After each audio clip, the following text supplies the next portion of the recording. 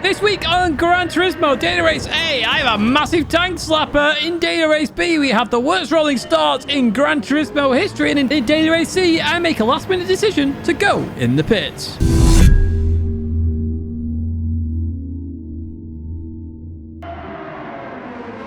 The Gran Turismo weekly race guide here in 2025, week 48, and we're getting ever closer to Christmas now and the end of the year. We're in the Lexus LFA. What a dream car that is. V10 engine screaming away. We're at Watkins Glen short circuit, doing 7 laps here on wheat slipstream. The grid start with no penalty check whatsoever on sport soft tyres, and of course times 1 fuel and tyre wear, but DR and SR are both on. Now, this car does love a bit of oversteer and also a bit of understeer, so it's a bit tricky to drive. Now, if you don't like that, well, there are some timestamps to jump to Daily Race B or Race C, respectively, if you want to check out Group 4 and Group 3, because that's what we're doing today. But here are the key statistics. As always, for Daily Race A, we've used this track 12 times. It's 15th overall, so quite a common track, to be honest with you. We've never done this track in car combo, so nothing to worry about there. We last used this track on the 6th of October, so very recently as well. In terms of issues, the car is very slidey, but it understeers on fast sections. So you got understeer, oversteer, making it a very complicated car to drive. Without further ado then, let's jump into this daily race and let's have a look exactly what happens, and I'll tell you how to do a really fast lap here at Watkins Glen. Here we are then at the start of this race. So we've got the Kiwi in pole position. We're starting down in P12. Now, because there's no penalty check, just foot to the floor. Traction control I've put on 1, just to make sure I don't get too much wheel spin. And it is needed, as you can see right there. But you don't have to hold the brake or anything like that. Just foot to the floor and accelerate away. I've turned traction control off. Now we head towards turn 1. Some people with a struggle to start there. And as we go into here, you have to be very cautious on lap 1 there, because the car could easily outbrake itself and go into the outside, and you don't want to cause a crash there at turn number 1. Going through here, once again, be very cautious because of the understeer of this car in the faster sections. You do have to take it a bit more softly, and me and Blue Racer managed side by side there as we continue on through towards the bus stop chicane. Up ahead there, side by side, 2-3 wide, so it's obviously going to get very interesting as we go into here. You may have seen that on the TV footage, but there's a big crash there, and we've got somebody fired off to the right hand side there, somebody else off the circuit. We get 2 positions then as we go into the right-hander. Again, just being very cautious now as we're very close to sparks up ahead. Blue Race is trying around the outside. Very difficult to do in these cars just due to that understeer as we continue on then. So Blue Racer did not make that work right now as we continue on towards the penultimate corner then. As we head up here, Spar's going to go on the brakes a bit earlier than I expected, so I chuck it down the inside. I managed to stop it there. Spar's give me some space as we continue on through. And as we go through here, we just get a slight tap on our rear quarter there. And I'm now trying to catch the car there as we continue on through, and we just managed to catch it then. And now this was the 3rd race of the day, so you can see me shaking my head there. That's because I've nearly been killed in every single race today. As you will see in this video, I'll say this is not the first race of the day. Ogie apologised, of course. It was obviously a mistake. We'll have a look at the blooper as well, just to have a look at it in a bit more detail. But we continue on through here, racing Blue Racer then. As we continue on through, have to give that up. Going around the outside on that left-hander, not going to work then as we get onto the back straight. So we get to the end of lap 4 then, in towards the final corner. We're going to accelerate out, and this is what I talked about with the understeer, straight into the barrier. Fortunately, we do not get a penalty. You can see me laughing my head off already.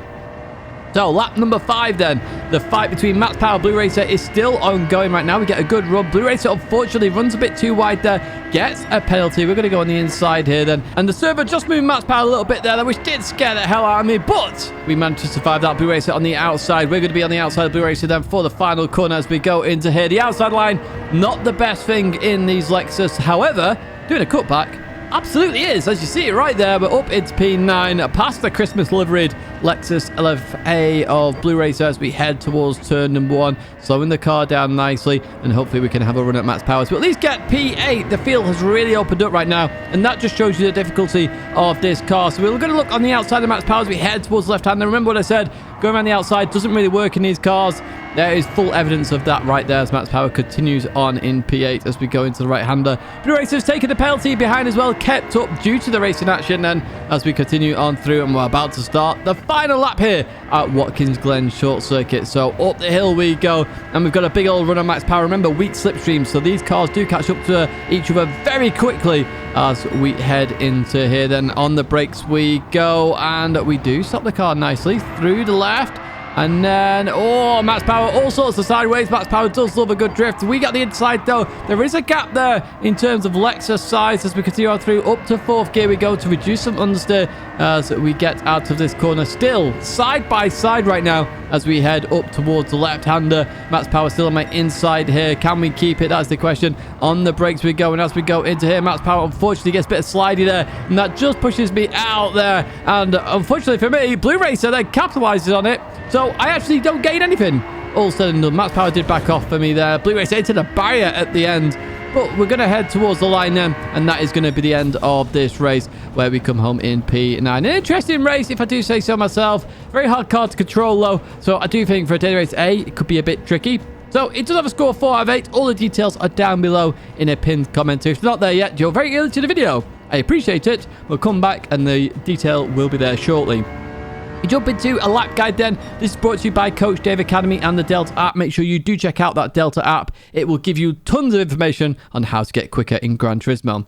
Turn number 1 then. On the right side, we have the big old scoreboard is what we're going to call it. And the end of it, on that right side, is my brake marker for turn 1. It's a really good brake marker. Obviously, it doesn't move and no one can take it out. So happy days. 3rd gear as you come into it. Release the brakes a little bit. Once you click the curb, start accelerating. If you suffer a bit of understeer, lift off a tiny bit, then accelerate again. You can see how much track limits you can use here. Notice that I'm on the very edge of that curb. That is track limits. If I go any further left, I'm going to get a penalty. But I'm just on it.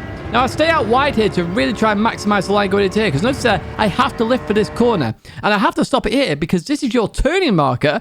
You will more than likely have to lift, depending on how well you do this, into this left-hander. It's not flat out this, so you do have to be careful.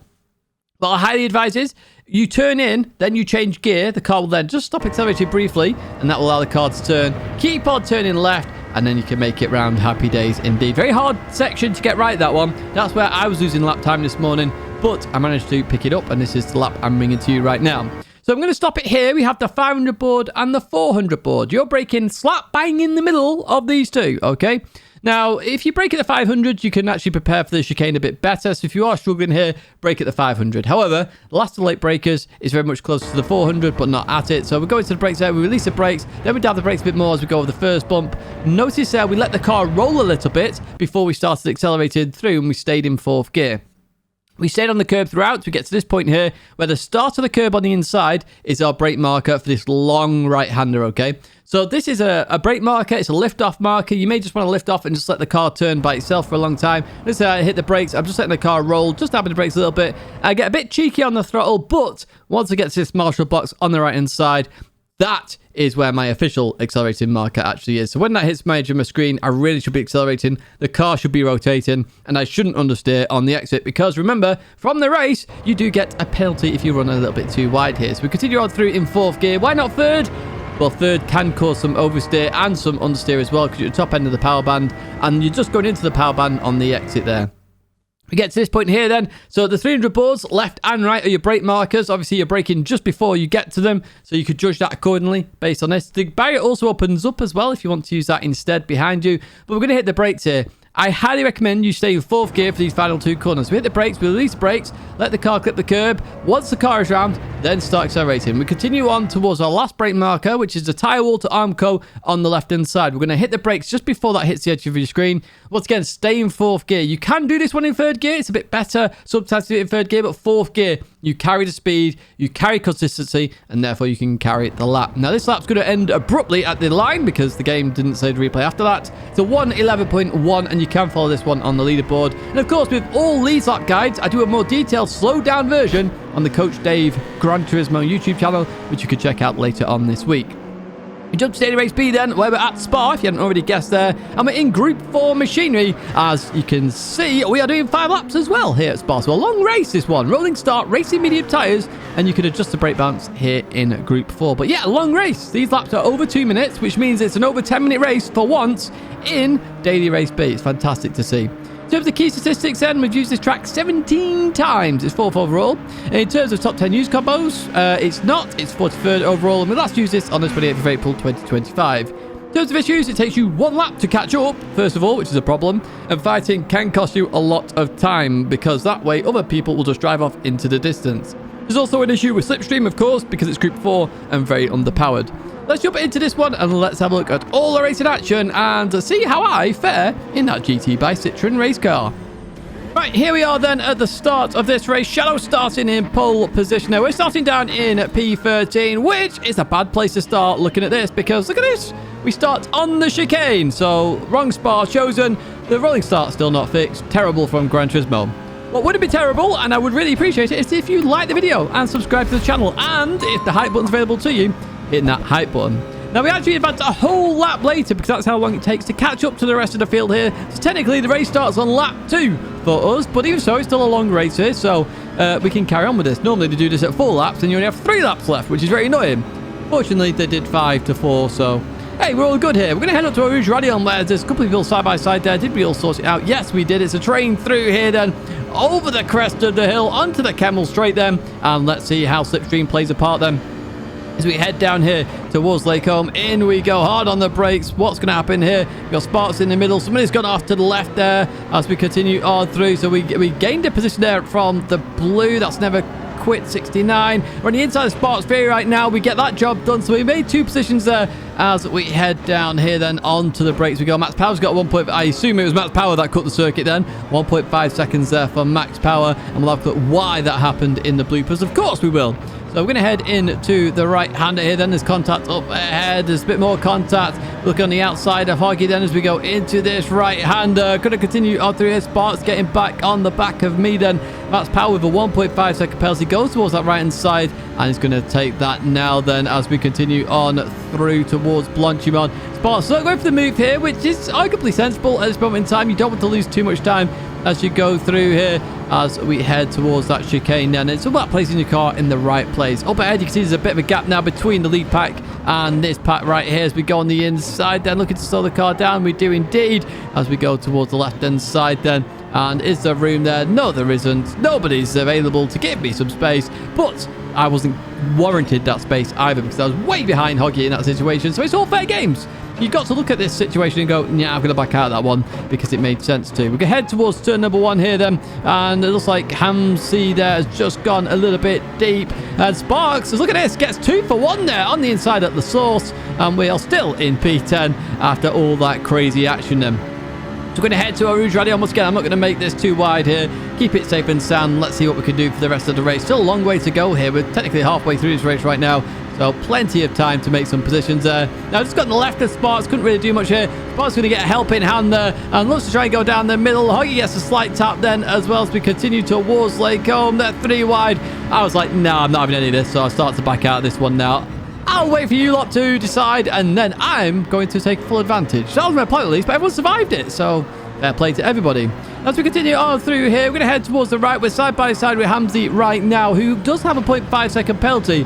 So I was hoping to try and get past in this situation. However, they've got the inside line here, so that's not really going to happen. So I really do need to start backing out of this now. But we just get run out a little bit wide there as we continue on through here then. So at this point in time, like, okay, we need to just stay behind and make sure we stay with the pack ahead just so I can benefit from the slipstream. So I go towards the left dash just to see where the corner is. Hamsey there goes defensive for Puon, and I was like, no, go on the normal racing line. So at this moment in time, and it would be compromised. And at this moment in time, I'm sort of like, well, what do I do here right now? Because Hamsey's sort of slowing up here. Just keep going, keep going, keep going, keep going, keep going. So I was looking down in towards here just to see where the corner was. Once again, Hamsey goes deep. I think Hamsey thought I was going for the move, so maybe I should position my car a little bit better here as we continue on through. This time, I was just like, okay, I might as well just go for this now. At this moment in time, we're going to lose track up ahead. So as we go into this right-hander, we're going to accelerate out of here. We're still behind the Genesis, so I really should have just stayed behind at that moment in time as we've lost even more time to that pack ahead. But Hamsey's going to take that penalty right now. We're then going to try and advance further ahead here. We've got Shelty behind, who's in, I assume, something front-wheel drive. I can't actually see right now. So we head towards the fast left-hander. That looks like a Mazda 3 to me. It is a Mazda 3. I was trying to work out what it was by the shape of that front end as we head towards the chicane. On the brakes we go. Up ahead, there's been a crash there between Sparks Fury and Huggy. So we're looking to benefit from that. Up to P9 we go as we continue on out of here. Huggy a bit frustrated, I imagine, from that, and doing so does miss a gear there. So we're going to be looking to try and get into P8 and hopefully catch up to Kentish Gent then. Let's see what happens as we head towards turn number 1. Remember, these cars are so low powered now. You can be the last of the late breakers way past the normal brake marker there. We get the cutback then as we continue on out of here. We're still side by side with Huggy then as we head towards Arouge and Radion. Always wise for one of you to give this up. I'd always give it to the lead car, and Huggy does that in this situation as we go above there. Huggy's going to give me some bump drafting then to help me catch up to Kentish Gent, and also himself, of course. But as we go into here then, I'm on the inside of Kentish Gent. Look to brake later than them as we continue on through here, and we do get that position then with the help of Huggy. I appreciate that. Up to P7 we go, but you can see the gap to Ugandan. 6.5 seconds there in terms of the gap. We've had towards lap number 5 then. The gap's dropped a little bit there. We've pulled away massively. We've got away from all that fighting, but not much else happens. You can see how fighting really does impact the race. But we are going to cross the line in P7, all said and done, so not too bad in the grand scheme of it. Charlotte does win the race there. You can see GT by Citroen's working out very well indeed. 5.5 out of 8. Arguably, this race could be a fantastic race if the rolling start was fixed, because that is the biggest issue of them all, in my opinion. On the corner is dreadful. This is the lap guide then, brought to you by Coach Dave Academy and the Delta app. You can also see my +5 brake balance down in that bottom right-hand side as we head towards turn 1. We've got 2 brake markers then. On the left, we have the 100 board. It's after the 100 board disappears off the edge of your screen.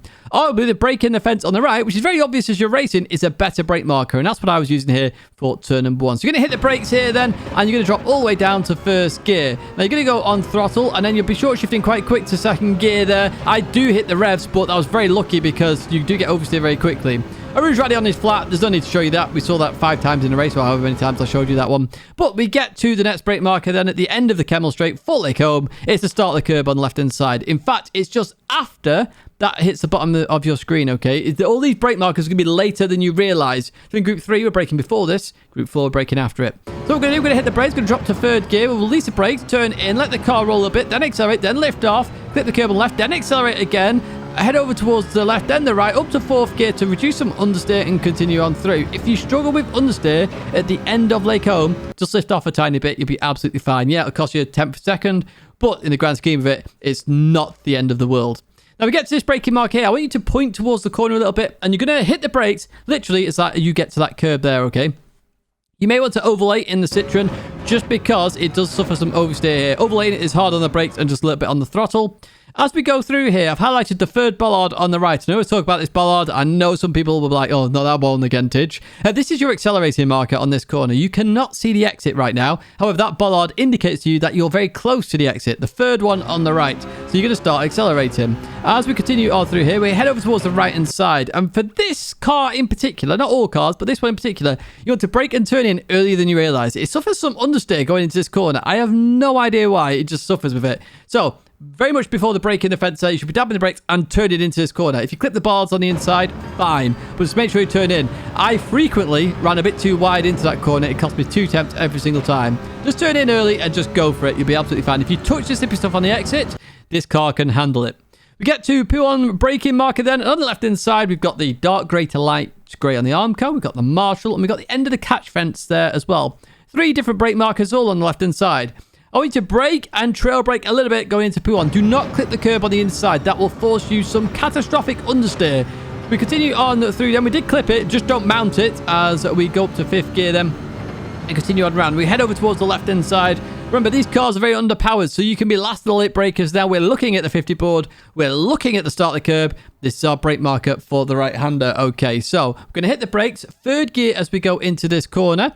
You're going to be trail braking a lot as well, and by the end of the trail braking, you're just going to let the car roll a little bit, okay? So on the brakes we go. Trail brake, trail brake, let the car roll, then start accelerating. We'll then lift off to the left, let the car roll a little bit, clip the curb, then continue on. Be careful on the exit. You can suffer some oversteer there.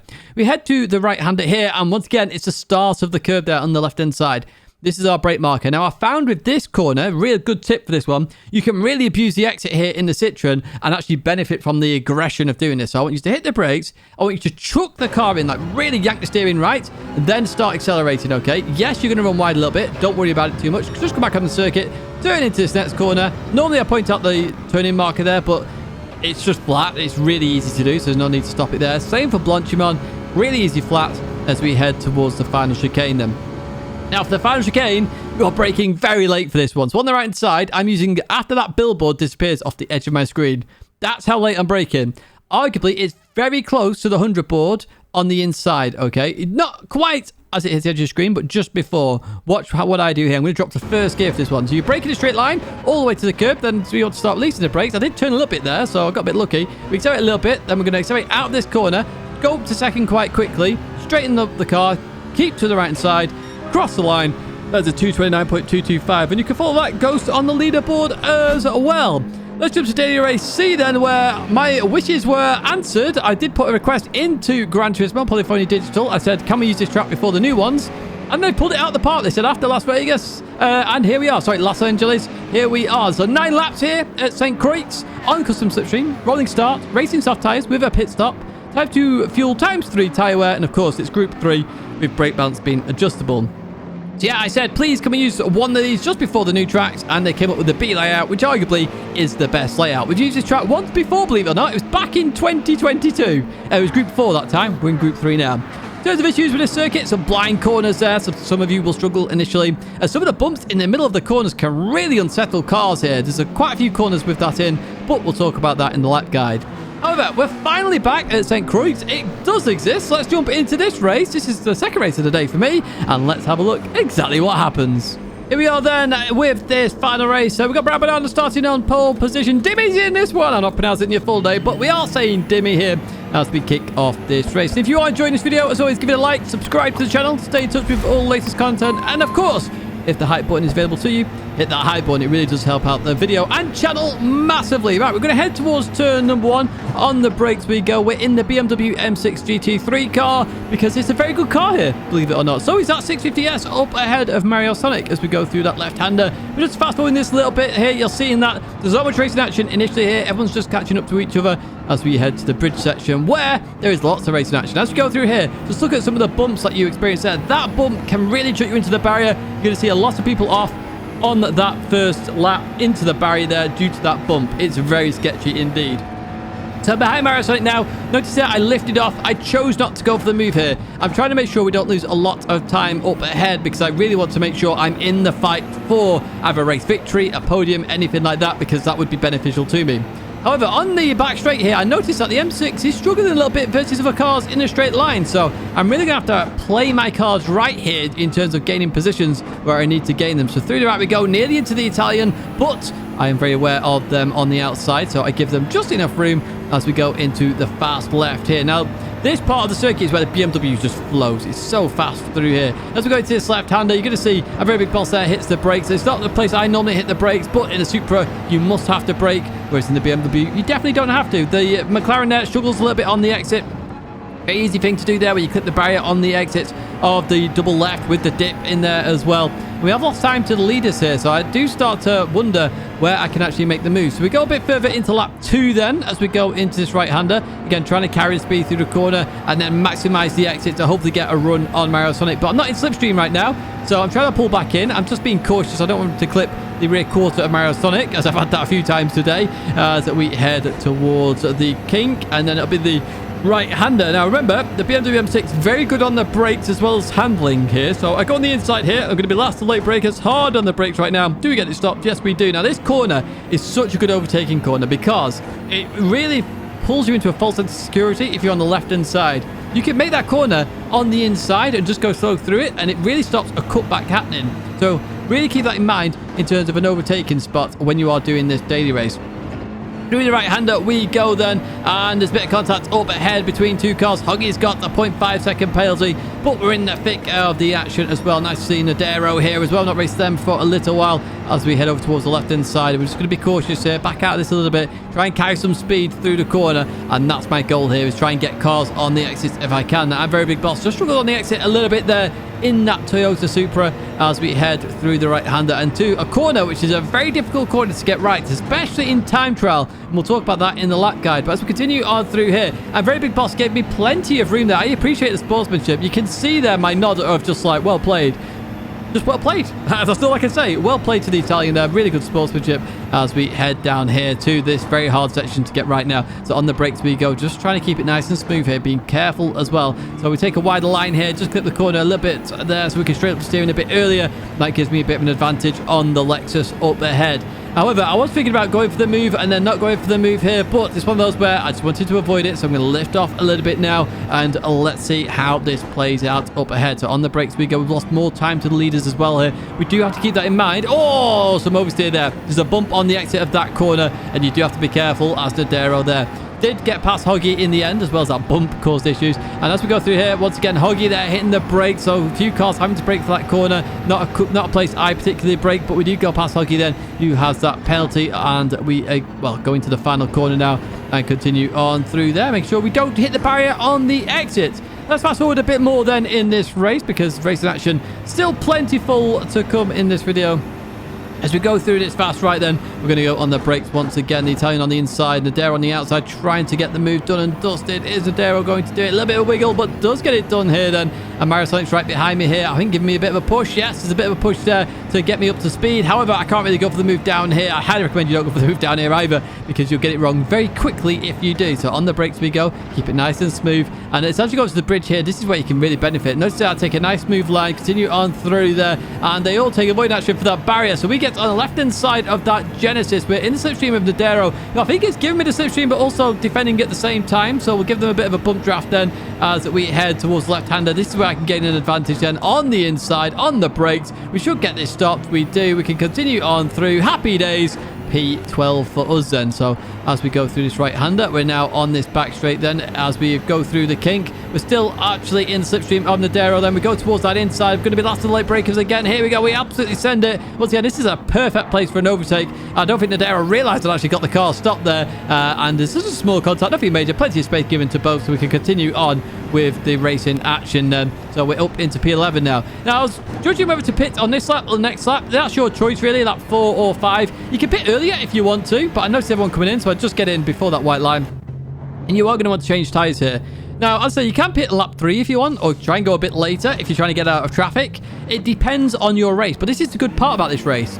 You can pick lap 4 or lap 5. You can go a bit earlier if you're really trying to jump traffic, or go a bit later if you're trying to overcut them, but that's a bit more difficult, but you'll have really fresh tyres at the end. But I reckon lap 3, 4, 5 is what you're looking for in terms of race pitting strategy. We continue on here, lap number 7. Then we've caught up to the next pack here. We've got Ace Lendl in the BMW and Sparks Fury. So they're going to look to try and get past Sparks. No, they're back out of that one. We're going to send it once again down the inside. So you've seen this overtaking corner every single time. I remember this from previous experience at this circuit. So that's what I was going for the moves. Get on that inside. Get the job done sort of thing. Get the car turned in, and you'll be absolutely fine. This bit as well, you carry so much speed in the BMW. Let's say you don't brake in the BMW. And look at it. So we're already on the inside of Sparks Fury as we approach the last corner. So we're now up to P7. And we can see Blue Racer and Ugandan Commando in the distance end. So let's fast forward a bit more then as we go into lap number 8 of 9, the penultimate lap of the race, as we go into this braking zone, then clip the inside curb and accelerate out straight up the steering if you can. However, I get a little bit of a wiggle, or maybe a massive wiggle there. Managed to catch it. Now, Sparks has got a bit of a run on me here. However, earlier I said don't go side by side into this corner. Now, Sparks, I think, knows I'm being the quicker driver here, lets me go there. Didn't have to. I could have caused an issue about it, but Sparks let me go. So I appreciate that, Sparks, because you didn't have to do that. We go to the final lap then, and we're in the final sector of racing now then. Ugandan and Blue Racer been going at it. We did escape from Sparks as well as we go through the left. Now, remember, I set up the overtake on Sparks on this corner. That was my plan here as well. Let the car roll, carry the speed. Look at the speed difference on these cars. I go towards the right side. I was hoping Ugandan was go left, but he didn't, and defended it very nicely there, so I couldn't go anywhere here as we go into the final corner. Now, I understood a little bit into Blue Racer, so I let Blue Racer go there because that's only fair. Arguably, Blue Racer probably already had the position, maybe, but I wanted to make sure Blue Racer had it because that was me understeering into him, so that wouldn't have been fair. I did get the fastest lap of the race, though. I love this circuit. It's an amazing circuit. I'm so happy Gran Turismo have introduced it. And look at the top. Constant did it. Got the race victory. See me pointing now in the Super Silhouette. What a legend, Consta. What a legend getting it in the Skyline Super Silhouette there. So that car is viable as well, believe it or not. 8.5 out of 10. What a brilliant race this is. Well played to Gran Turismo for hosting this one. Well played for using St. Croix. And I can imagine lots of good races here this week for everybody. Here's a lap guide, though, for this circuit, brought to you by Coach Dave Academy and the Delta app. Do make sure you check them out in the pinned comment and the description down below. I'm using +5 brake balance here in the BMW M6 GT3 car. And as you approach turn 1, there are 2 brake markers here for you. Okay, you got the start of the curb on the left, or the 100 board as it hits the top of your screen. Now, you can actually abuse a little bit of track limits on the inside here, but you'd still have to make sure 2 wheels are on the outside. It's very slippy on the inside. However, you can carry a bit more speed if you do use a little bit, as I do right there. Don't cut it too much because you'll just understeer off. As I say, it is a bit slippy, but you can really just flip it nicely, keep the turn nice and smooth, and just accelerate through the corner. You get to the next corner then, and you've got a choice of the 100 board or start of the curb again. It's great, this track. They're really obvious brake markers. Now, for this corner, you want to get on the inside as quick as you can. Very much, the outside is off camber. It feels horrible if you're on the outside. So get on the inside here. It will benefit you massively. Hard on the brakes. Just turn in. Turn in. Make sure you clip the curb. Then straighten up the steering on the exit. Just that little bit. Abuse all the curb on the exit.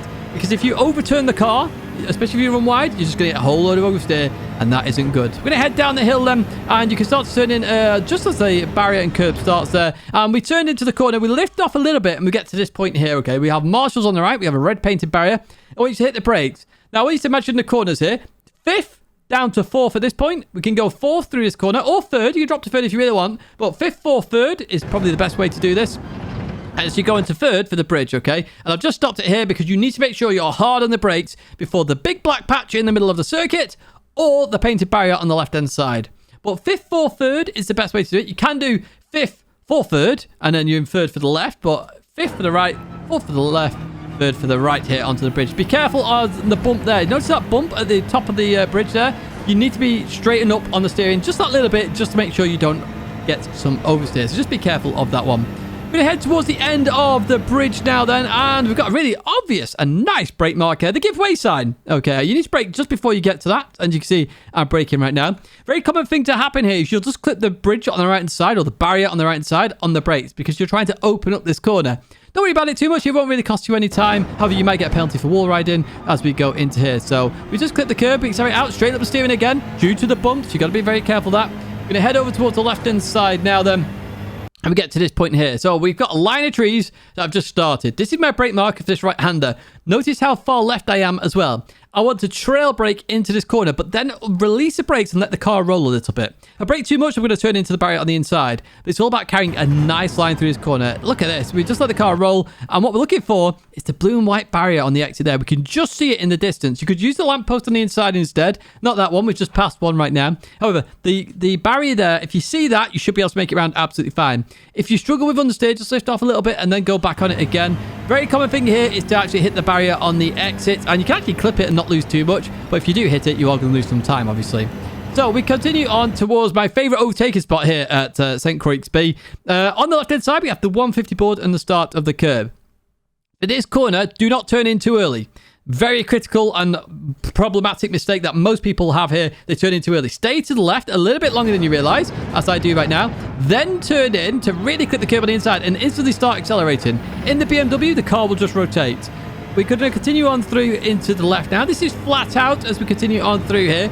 We'll then head over towards the right to straight line this little bit of the corner. And then we just chuck it left as quick as we can. You might want to lift on the bump there. I lifted a little bit as you saw. And look at how fast you can do that corner. If you just have the faith in the car that it will stick. And it will stick indeed. Now, there are 2 dead trees on the right side. This is the last of the dead trees. This is my brake marker for the final corner. I remembered this literally as I started this morning. You can try and use a 100 board if you wish, but that might be just a bit too late for some of you. So the dead tree on the right is the best one. 3rd gear, release the brakes, let the car turn in, clip the curb on the inside. If you clip the grass as well, it can be helpful on the inside. We're going to continue on towards the line. This is a 206.5, I think. There's 205s are possible here, to be honest with you. So do have a look out for those lap times later on this week. That's it for the guide, though. Time to jump to some bloopers then. So we're on board Shelty. What happened to Shelty here then? Going into here. Oh, didn't realise Ugandan was there. Big old crash. Oh, huge crash there. Huge crash. That's unfortunate for Shelty. But entertaining for us, I suppose. But sorry to see that, Shelty. We jump towards Huggies. This is where Huggy just tagged my rear quarter here. Let's have a look at this one in a bit more detail. So, you know, Huggy's avoiding us there. And then just gets a tiny bit of oversteer, which just tags my rear then. And you can see me, I'm trying to catch it at that moment. It looks like I'm trying to take out Blue Racer, doesn't it? But I promise you, Blue Racer, I wasn't trying to take you out. My car was just all over the place. And Huggy apologised for that. I appreciate that. Mistakes happen. It is what it is, you know. At the time, I was frustrated because it's happened a few times in the day. But it's one of those. You know, we're all human at the end of the day. But here then, as Sparks just tags Max Power. Max Power goes, I'll just send it. Now, as I talked about in the penalty video, which make sure you check out the end of this video, Max Power really shouldn't get a penalty there because it wasn't Max Power's fault. If you tried to carry on the inside, it would cause a crash. So, for me, that's not a penalty. Here's Sparks. Unfortunately, just rear ends Hoggy there into here and is waited up for Hoggy. So, good sportsmanship here from Sparks. Just had a bit of a nightmare race there, haven't you, Sparks? And you can see here the cluster that happens when you've got so many cars into one corner. That's going to be it for me, though, on this video. I do hope you have enjoyed it. If you have, give it a like, subscribe to the channel, and hit the hype button if it's available for you to do so. 2 videos there to check out, including that penalty video. Very well worth having a look at that one because, for me, that is a very interesting topic for Spec 3. Thank you to my supporters down below as well. Fanatec, GT Mega, and, of course, Coach Dave Academy. Make sure you do check out that Delta app, and I hope to see you in another video live stream again very soon.